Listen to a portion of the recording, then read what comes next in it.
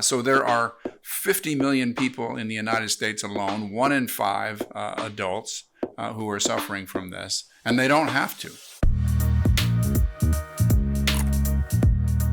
Welcome to another episode of Bite Back with Abbey Sharp, where I dismantle diet culture rules, call out the charlatans spinning the pseudoscience, and help you achieve food freedom for good.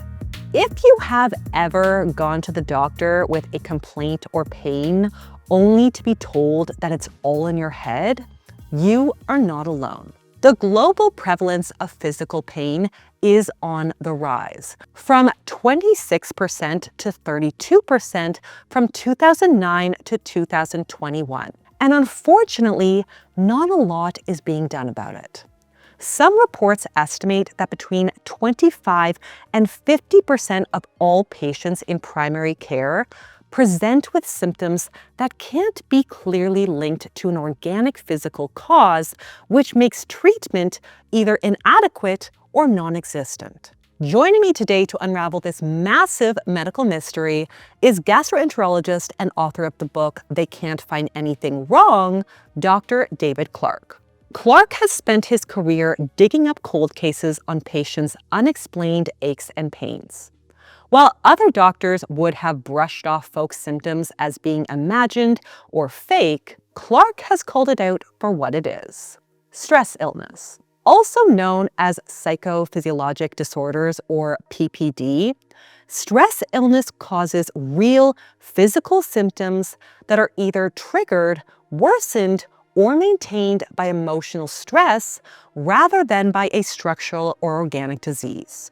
Common stress illnesses include migraines, IBS, psoriasis, and vaginismus, just to name a few. But I will give a more comprehensive list at the end of the show if you're curious about where your pain lands. Today, Dr. Clarke and I are going to be talking about how to diagnose and differentiate stress illness from general stress or pain of physical origin, the role of physical trauma and early experiences in a lot of unexplained ailments, strategies for parents for preventing future PPDs, and how to treat these ailments when everything else has failed. Dr. Clarke will also be sharing some wild success stories that will honestly blow your mind. If you have ever been gaslit by your healthcare provider that your physical pain or symptoms are all in your head, this is the episode for you. A reminder that the content in this episode is never a replacement for one-on-one healthcare advice. So always speak to a healthcare provider about your unique symptoms and needs. Also, my new book, The Hunger Crushing Combo Method, is now on pre-sale. And if you order today, you will get a free Hunger Crushing Combo Holiday Survival Guide. So check out the link in the description on how to claim. All right, folks, let's dive in. All right, Dr. Clarke, thank you so much for joining me. Great to be with you, Abby. Thank you so much. So most of us know that stress isn't great for our body. You know, it can suppress our immune system, it can negatively affect our hormones, our sleep, our heart, weight, everything. But how is stress illness different than the negative outcomes that, we all know and expect from chronic stress? Yeah, there's a whole other category, unfortunately, that we have to think about. But the good news is that there's a lot we can do about it. But we'll start with the idea that most people have, which is the assumption that if you've got pain or illness, you must have an organ disease or structural damage that explains it. And it turns out that that's not true. It turns out there's a whole other category of causes of real physical symptoms in the body, literally from head to toe. And that is brain-generated symptoms, symptoms that come about because there are changes in the nerve circuits in the brain. These are not quote unquote in your head. These are actually based on physical changes in the structure of how the brain processes signals. And you can get migraines from this, ringing in the ears, dizziness, temporomandibular joint problems, swallowing difficulties, visual disturbances, fibromyalgia, many cases of long COVID and chronic fatigue, irritable bowel, pelvic pain, bladder spasms, back pain is a huge one, certain kinds of rashes, brain fog. I mean, the list just goes on and on. But the good news is, if you know what to look for, you can uncover the psychosocial stresses in a person's life that are responsible for these physical changes in the brain, and you can successfully diagnose and treat them. So there are 50 million people in the United States alone, 1 in 5 adults who are suffering from this, and they don't have to. And that's really hopeful news. And I need to kind of understand how you got here because, you started your career as a gastroenterologist, and I've been going to, gastroenterologists for years because I have IBS, and, I get my colonoscopy, and assuming there's nothing physical to see, they write on my form, symptoms are from stress, and then off I go, no, roadmap of what to do about it. How did you end up being the go-to guy for these pain cold cases? Yeah, that's the unfortunate thing is that doctors are not trained to take the next step. And I wasn't either. I mean, it's embarrassing to admit this, but I went through very traditional Western training in medicine, 4 years of medical school, and then 3 years of hospital-based residency for internal medicine, and then 2 more for gastroenterology. And it was only in the 8th year of all that I first discovered that this was even possible. I mean, I had the training that, it's organ diseases, it's structural damage, and that if somebody's got stress-related illness, well, they're probably not very strong mentally, they're probably neurotic, there aren't very many of them, you can't diagnose them, there's nothing more for us to do if you've got stress-related illness, you're just going to have to live with it. And it turns out none of those assumptions is true. In fact, for most of them, the exact opposite is true. And I found out this, because I encountered a patient I didn't know the first thing about diagnosing or treating, which is a bit of a shock when you're 8 years in. But that's what happened. There was a patient, 37 years old, who was averaging 1 bowel movement per month for 2 years. And the other university that was evaluating her could not find anything wrong. Which happens to be the title of my first book, They Can't Find Anything Wrong. And they sent her to us for some specialized testing. That was also normal. I was doing her exit interview and stumbled on the fact that she was dealing with a severe stress, which happened to be from her childhood, which turns out to be a very common phenomenon. People who went through adversity as kids, and it's still affecting them many years later. One of my patients, it was affecting her at age 87. But I didn't know what to do with that. I had no training in that. Again, kind of embarrassing that, so many millions of people suffered adversity when they were young, and nobody had told me I should be looking for this. Nobody had told me what I should do about it when I found it. But there was a psychiatrist at UCLA where I was in training. Her name was Harriet Kaplan. I knew she had an interest in this. I sent this patient with this horrible constipation to her, thinking, maybe she might learn how to live with this a little better. The last thing I expected was when I ran into Harriet 3 months later in an elevator ride that changed my career, I found out she had cured this patient with less than 3 months of weekly counseling sessions. And that just shocked me. I mean, the idea that you could alleviate a serious, real physical symptom just by talking to somebody. Again, nobody had ever mentioned, even hinted that such a thing was possible. But Harriet became a mentor for me and gave me a framework for how to think about this. I started using it in my practice, and people were getting better. And I really, professionally and personally, loved to be able to do that. And now, sitting here today, 7,000 patients later, 3 books, 3 documentary films, the Association for Treatment of Neuroplastic Symptoms, which is our nonprofit, at symptomatic.me. All of these things have come from that. Amazing. Wow. What a success story. And like you mentioned, most doctors just are not trained in, the role of the mind-body connection. So, it sounds like a lot of folks who end up in your office have probably spent their entire lives being gaslit into believing that their pain or their symptoms are in their head. They're not real. Are there any sorts of biological or physiological evidence or biomarkers of stress illness that patients can show to the physicians to prove that it's not in their head, or is this more of a diagnosis of exclusion? It is a diagnosis of exclusion, but if you've got symptoms, they're real. I mean, there is no pain that is imaginary. All pain actually is generated in the brain. If you whack your thumb with a hammer, You're not feeling the pain signal is not generated in your thumb. A damage signal is generated in your thumb, and that goes up to the brain, and your brain has to actually decide if it's going to give you a pain signal. And if you whack your thumb with a hammer, it's going to decide to give you a pain signal. But if you sprain your ankle while you're running from a predator, it's going to decide, you know what, you need to get to safety. I am not going to give you a pain signal until you are in a safe place. So that enables you to keep running as fast as you can to get to a safe place. And then it's going to decide, okay, now it's all right for you to get that pain signal. So these are all generated in the brain, but they're 100% real.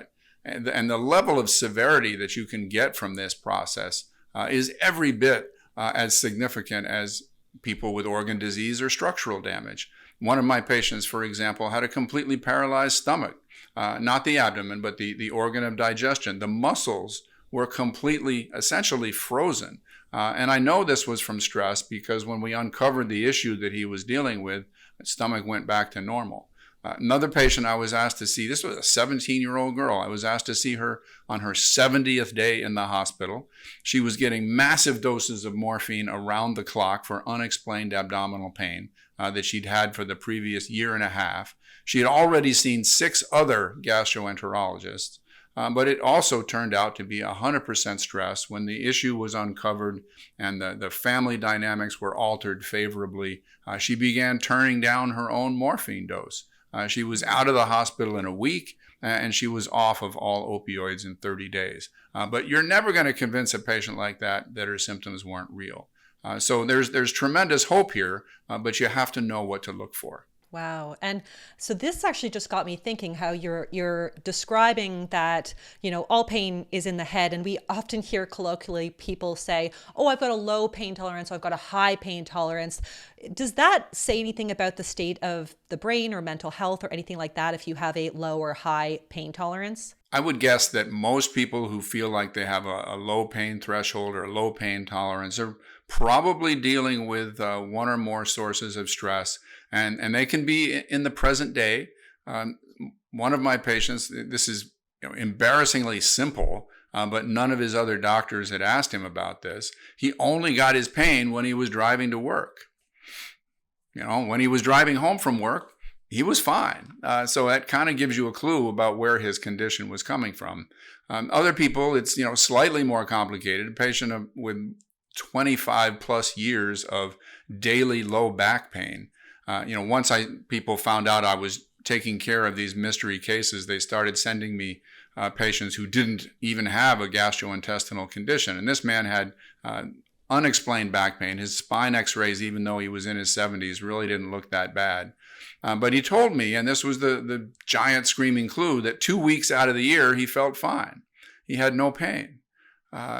And so what was he doing during those 2 weeks out of the year? You can probably guess. He was on vacation.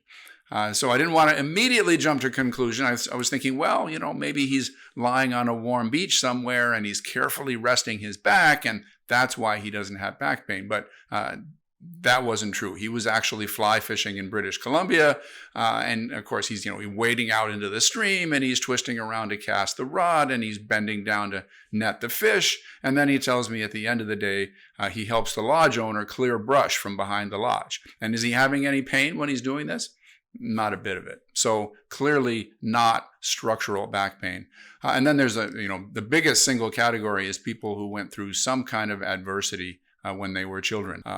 A parent being an alcoholic, for example. It can be much more subtle than that. It can be anything that makes you feel like you're less than as good a person as others. And that turns out to be very, very common as well. Yeah, I wanted to ask more about that because, I'm listening to you talk about some of these case studies, and I can identify some with IBS. I know that there are certain situations that going into, I'm going to have an IBS flare. I'm going to feel nauseous. I'm going to, all of my symptoms flare up, and it's like clockwork every single time it happens. So I totally fully appreciate that mind-body connection, especially with the gut, right? The bidirectional gut-brain axis, and the stress can impact digestion. Our gut microbiome can affect our mental state. And so this childhood trauma piece and early life stressors, can you give us more information of like how does that kind of play a role in future adult stress illness, like years and years and years down the road? Like what is Yeah, great happening question, to because kind of wire obviously that we brain can't go so back and tightly? change what happened to a person in the past, but we absolutely can help people with the long-term impacts. And those fall into three major categories. One you've alluded to already, which is triggers. These are people, situations, or events that are in some way linked to the past experiences or past traumas, and consequently, they are highly stressful as a result. And the most common of those is an adult who mistreated you as a kid who is still in your life today. One of my patients had been hospitalized at a prestigious university 60 times in 15 years, and they had no idea why she was having attacks of severe dizziness and vomiting. She saw a dozen specialists. They even had a psychiatrist interview her who pronounced her mentally healthy. But it turned out all of her attacks were linked to direct or indirect encounters with her verbally and emotionally abusive mother. And as soon as I was able to show her that connection, she had, one of these light bulb moments. I can still remember her looking up at the ceiling and saying, "Oh my God, I can't believe it." And in her case, just recognizing that was enough to alleviate her symptoms. She never had another attack. Second major area are personality traits. Many people who grew up in challenging home situations develop certain characteristics to help them endure that and survive that situation. And these include trying to be the best little kid you can be. And that can lead to being very self-critical when you fall short, or being a perfectionist in some cases. Having low self-esteem is another one. People, who are kids who are trying to solve an adverse situation are typically not going to succeed. And so they're going to feel like failures. They're going to feel like second-rate human beings. They often choose close personal relationships with people who have problems and issues and need lots of support. So they end up in unbalanced relationships. And a big one is that they are so focused on solving everybody else's problems in their world that they fail to put themselves on the list of people they take care of. So they end up living lives as if on a treadmill that they never step off. And sooner or later, the body is going to protest over that. And then the third major long-term impact of childhood adversity are the emotions. And these are typically emotions that most of us would have if we were in an adverse childhood situation, but it doesn't do you any good as a kid to express those, so they end up getting repressed.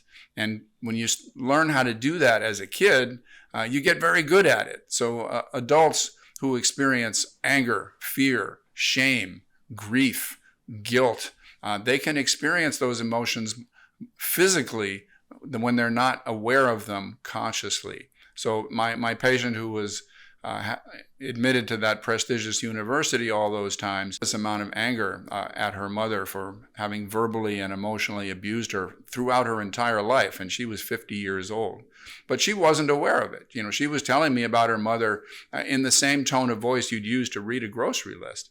But there was tremendous emotion there. It was like she was a dormant volcano on the outside with boiling magma on the inside.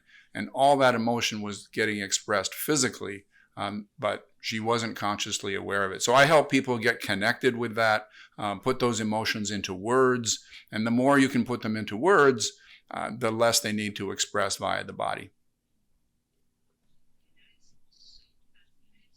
Okay, that is so fascinating. I have so many questions. I don't know where to start. But okay, so in some of these situations, like you mentioned a trigger being a person, a parent, or, you can't always so easily cut people or situations out of your life? I mean, sometimes you can, but sometimes it's hard. So, what is the treatment here? Like, what are folks' options that for particular those who are situation, struggling with existing stress? one of the illness? foundational treatments is that I want people to recognize at a real level how much most of us, none of us has a parallel life to compare ourselves with. And my patients, when they look back, they don't see it as being all that bad. And they'll tell me, it wasn't so terrible. And other people have been through worse than me. And I think I'm over it now.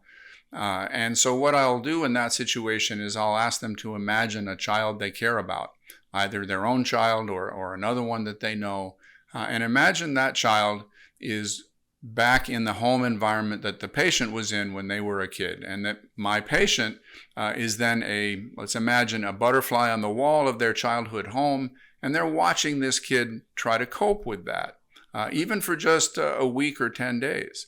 And people, when they think about that, when they think about an innocent child having to cope with everything they did, you'll see their facial expressions change. They will get hit pretty hard by the idea of watching an innocent child have to do everything that they had to do.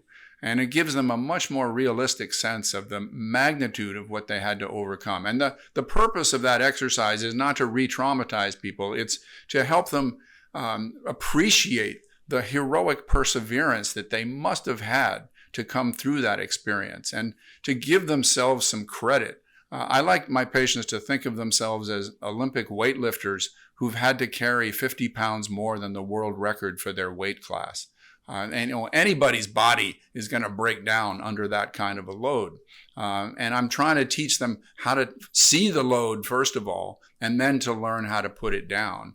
And it starts, again, with that realistic sense of, you went through a lot more than you think you did. And when you have that growth in self-esteem, that growth in appreciation for yourself as a result of this, then it makes it a lot easier to make other changes. If you're in a relationship that's unbalanced, that you're giving a lot more than you're getting back, when you appreciate yourself for what you've been through, you're not going to put up with that quite as much.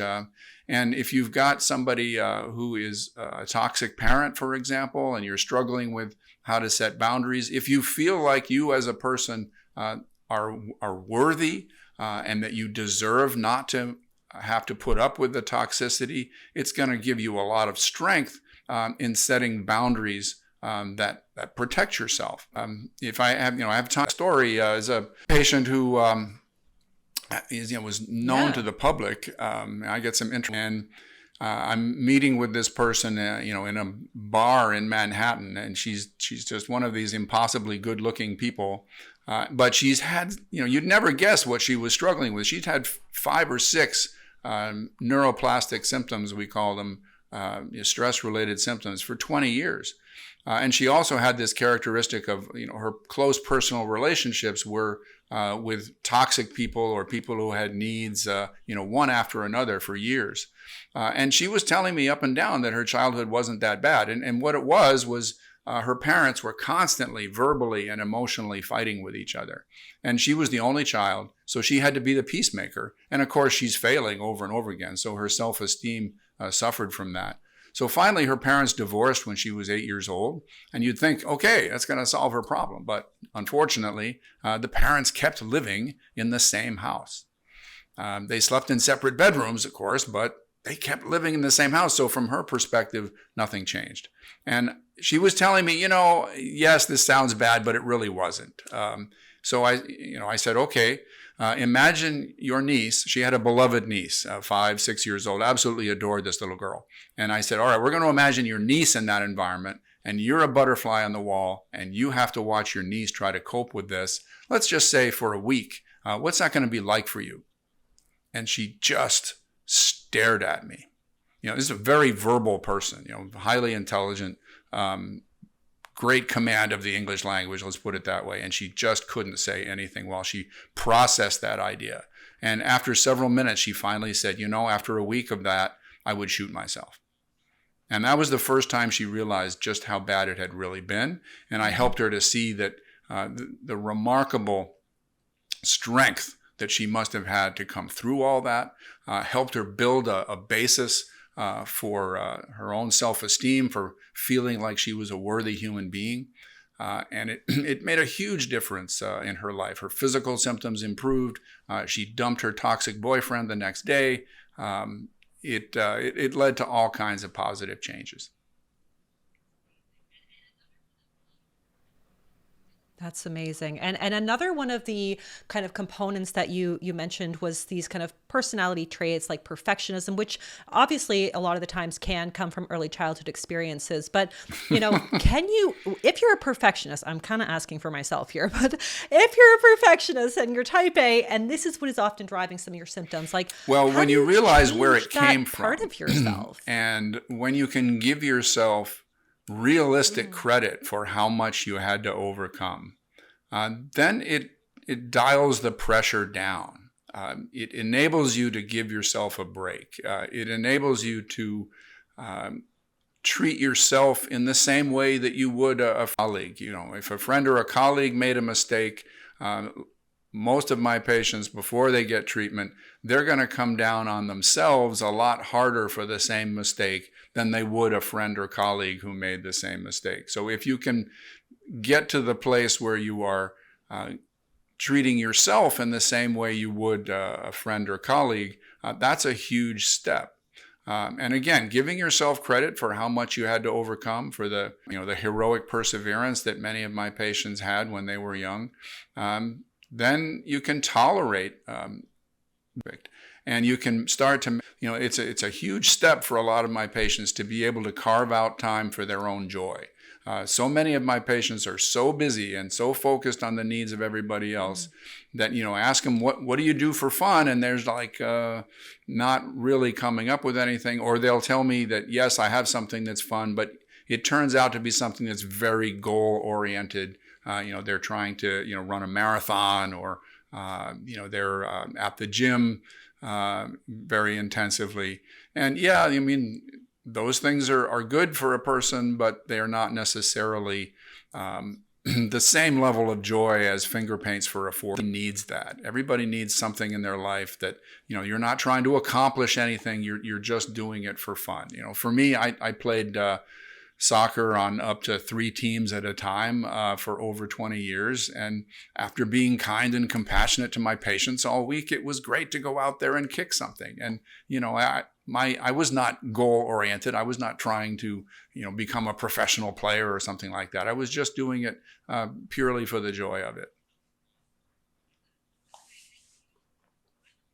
I love that. Okay. And I'm a parent, and I feel like the crushing anxiety of just trying to raise like healthy, happy, successful, competent kids, all the things. And again, I'm definitely a perfectionist, but I feel like in a lot of ways, motherhood has kind of like tempered my perfectionism, because like kids are just so freaking unpredictable and uncontrollable at times. So I try to remind myself that we're just like all fumbling through this, just making mistakes as we go, just doing the best job that we can. But obviously, I don't want to give my kids stress illness. So what can we as parents do today or do differently to give our kids the best chance of a stress illness free life? Yeah, perfectionism and parenting are not a good mix. All of us want our kids to succeed. All of us as adults can see when our children have fallen short, and it's very easy, especially for someone like myself. I'm very detail oriented in the workplace, obviously. But if I'm detail oriented with my kids, then yes, I'm giving them advice and I'm helping them every little time I see them in an area where they could improve. But every time I do that, I am sending them a message that they're not measuring up, that they're not good enough, not good enough. And that's not a message that we want to send, especially for adolescents. One of the things that I am grateful to have learned from my patients is that when an adolescent goes out into the world, they are constantly hearing about their shortcomings. They're getting it from their peers, from their teachers, from their coaches, or if they're in the arts, for whomever their instructor is. They're constantly getting these messages on multiple dimensions, whether it's their clothing or their grades or their bodies, their facial appearances, just an endless list of areas in which they can be made to feel their own shortcomings. And so what I decided, my wife decided, was that when our boys came home, we wanted our home to be an oasis of support. Definitely if there was a major transgression, we could let them know. But even there, they usually knew already. Often I would respond to that by just telling a story about how I had messed up when I was their age. And, just to let them know that, making mistakes is part of life, and that they were good kids, and even the best people make mistakes, even as an adult. Even somebody highly educated and focused on details can still mess up. And that was a kind of a counterweight to the messages that they would get when they were out there in the world. And it was the other side of it too, is that I would notice whenever they did something well. I wouldn't, jump up and down or give them a medal or any of that, but I would certainly let them know that I had noticed when they did something well. And that was a strong motivator for them. And at the same time, I'm overlooking, minor mistakes. My younger son, you could barely open the door to his room because there was so much junk on his floor. You could probably only see 5% of the carpet on the floor in his room because there was so much garbage and junk and clothes and everything you can imagine all over the place. But my feeling was, the rest of his life is in pretty good shape, and if he wants to live like that, I didn't say a word. I just, that was his space, and I was going to let him do with it whatever he wanted to. And, they both ended up, people, when they hear me talk about how I raised my kids, the next thing they want to know is, okay, do they have great self-esteem and they're living under a bridge somewhere? And they're not. I mean, they amaze me. I mean, they have wonderful wives and families. They've been very successful in their professions. They both competed at the national level as athletes. They cook most of the meals for their families. They're good amateur musicians. I couldn't be prouder of them. I am admittedly so scared of passing my own perfectionistic tendencies and traits onto my kids. I'm just constantly trying to, celebrate the wins and normalize, even celebrate all the little whoopsies and mistakes, the beautiful oops, as we call them. But ultimately, it is so hard when life for kids these days feels so competitive. But I try to remind myself that we obviously need to balance success on paper with success in our kids' mental state. Yeah, and it gives them a platform of confidence when they go out into the world and they face all the negativity, and it gives them armor against bullying, and it also gives them a platform to say no to doing things that are dangerous, stupid, or illegal. Because every kid, when they're out of your sight, they're going to have opportunities to do things that have those characteristics. And what's going to make them say no? It's having that personal confidence that they get from their parents. And this is hard. I mean, you just said it yourself, how hard this is. When I'm being such a detail-oriented person in the workplace, to switch that off when I get home, and I had practically had to choke myself sometimes not to say anything, but it was for the best. Yeah. Oh, that's amazing, and such a fascinating conversation. I really appreciate all this insight.